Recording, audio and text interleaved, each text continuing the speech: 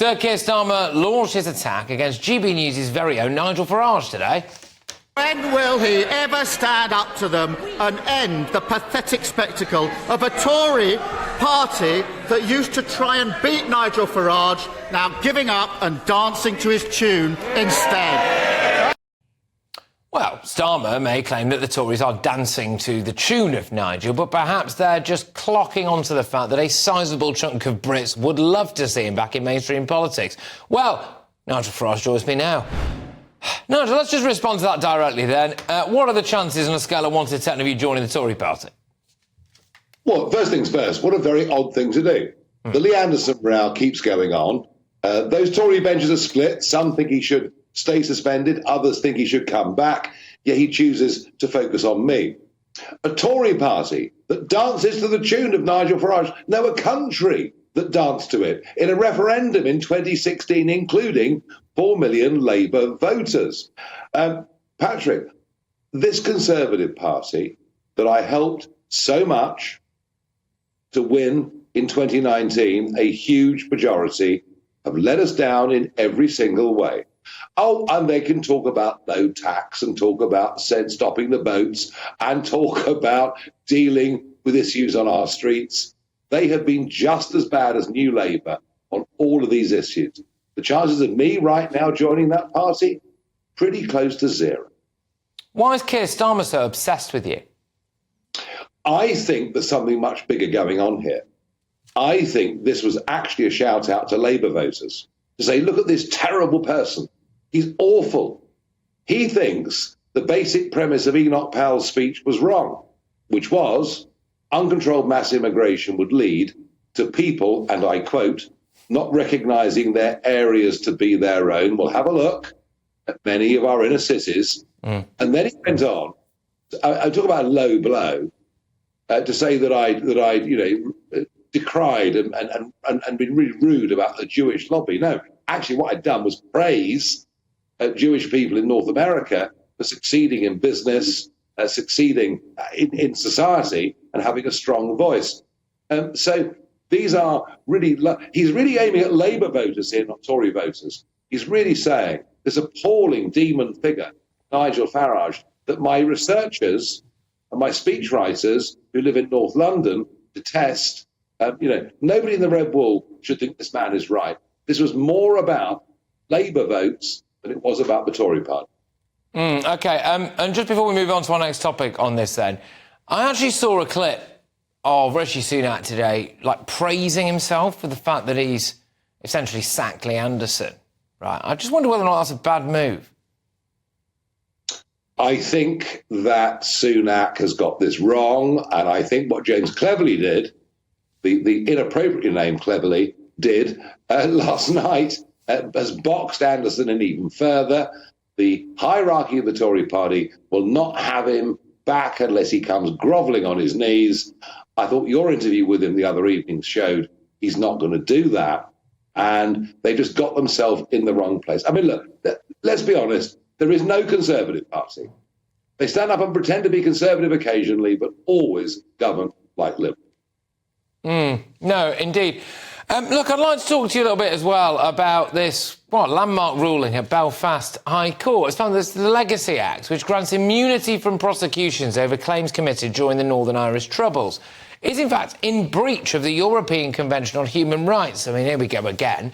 After revelations of victims launched the legal case, the judge has now warned there is no evidence that the granting of immunity under the Act will in any way contribute to the reconciliation in Northern Ireland. Indeed, the evidence is to the contrary. So look, Nigel, should the immunity aspect of the Legacy Act be scrapped? What does all of this really mean? And we're going to see more cases like Dennis Hutchins, tried, I think, for a third time after getting a knock on the door, dying of COVID in a Belfast hospital, I think it was, as he was dragged to court in his old age again. A British military veteran there. We're just going to see more of this. Are we? Are we in Brexit Britain a self-governing, self-determining nation, for good and bad, or are we not? And what today's intervention by Strasbourg shows is we are not. We're not in this case. We're not in dealing with cross-channel illegal immigration. We are still subject to a farcical court staffed by people who are not even trained judges. And whilst this court may well have been set up and designed by the British with the very best of intentions, that is over 70 years ago. The world has moved on. Everything has changed. And yet, the most you'll get from a Kemi Badenoch or somebody is we'll consider leaving, which means we won't. And again, this is, and Patrick, you can do all you want. Tell your viewers that Labour are worse than the Tories, and they probably are, but the Tories are pretty awful. They won't even contemplate, frankly, as a party, leaving. We have to leave the ECHR because that would be true to the spirit of Brexit. It's funny you should say that, really, because we are going to be hearing on this show at 10 o'clock from Suella Braverman. One of the things that she says is now, well, I know, a shame she wasn't maybe more vocal about this when she actually had a position, but is that, you know, should we gain out the ECHR? Should we gain out the ECHR?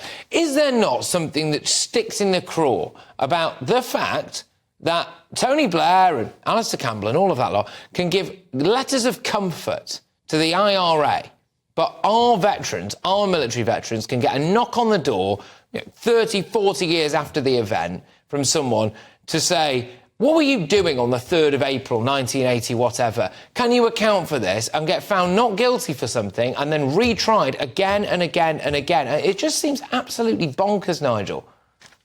Yes, it does. And Labour introduced all of this concept with the Human Rights Act of 1998. Incidentally, something which Sherry Blair benefited from financially enormously. And that's by the by, I guess, but worth mentioning. And the Conservatives have done nothing to change it. Nothing. It's all well and good for Suella now to come out as a former Home Secretary to say we should do this.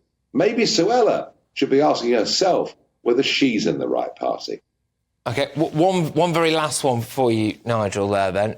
Well, in fact, I'll just pick up on that. Was that an invitation for Suella Braverman to join Reform? That Richard Tice runs Reform. I am merely the honorary president, non-executive. You know, I have no fiduciary responsibility. And you know, secure and others. You're just about keeping a straight face there, Nigel, I must say. Go on. Come on, would you have Suella Braverman alongside you or not? Well, it's not up to me. It's up to Richard Tice. He runs. And that's the end of that. And I tell you what, that's me told, yeah. Of course, I support Reform. Of course, emotionally. Hey, I invented the blooming name.